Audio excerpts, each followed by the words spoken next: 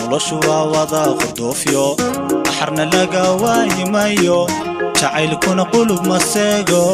markuu calaf qiil ka waayo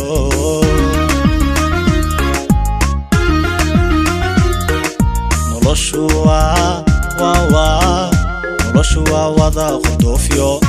xarna laga waayimayo jacaylkuna qulub maseego markuu calaf qiil ka waayo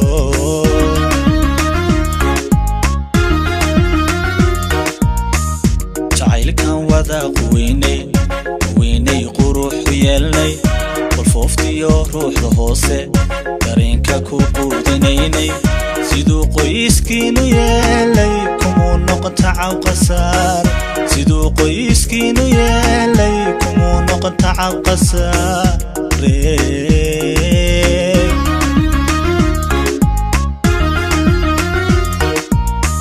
jacaylkan wada weynay quruxu yeelnay qolfooftiyo ruuxda hoose dareenka ku quudinaynay siduu qoyskiinu yeelay kumuu noqon tacab qasaar siduu qoyskiinu yeelay kumuu noqon tacab qasaar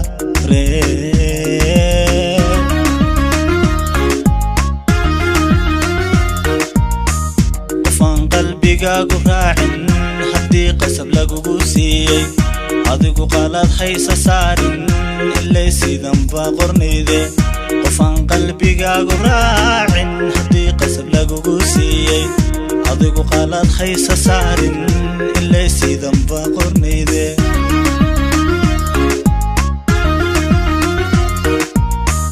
shalay riyadan qorshayn qoontaynay oo adaastaynay adduunkii adkaada qaybku oo ay qabyo noqotay maanta sidani qadar bay ahayde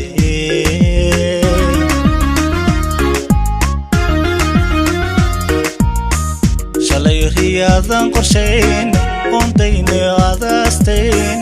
adduunkii adkaada qaybku oo ay qabyo noqotay maanta sidani qadar bay ahayde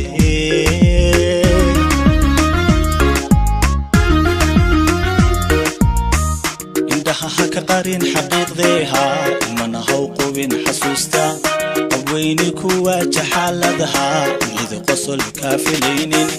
indhaha ha ka qarin xaqiiqdeeha mana haw qubin xasuusta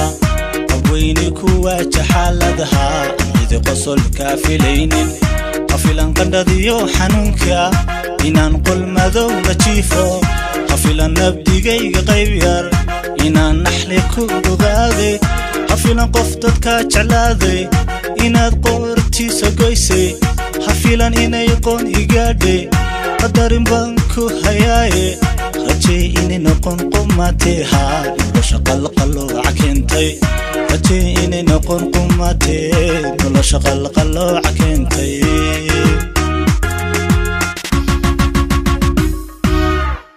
hafilan qandhadiyo xanuunka inaan qol madow la jiifo hafilan nabdigayga qayb yar inaan naxli ku ogaaday hafilan qof dadka jeclaaday inaad qoortiisa goysay hafilan inay qoon igaadhay qadarin baan ku hayaaye rajay inay noqon qumateha nolosha qalqalooca keentay rajay inay noqon qumatee nolosha qalqalooca keentay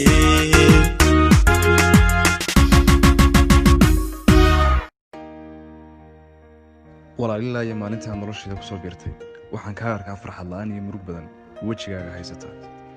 7 bilood ayaynu wada joognaa 7 biloodna xorriyad la'aan ayaa dareemaysaa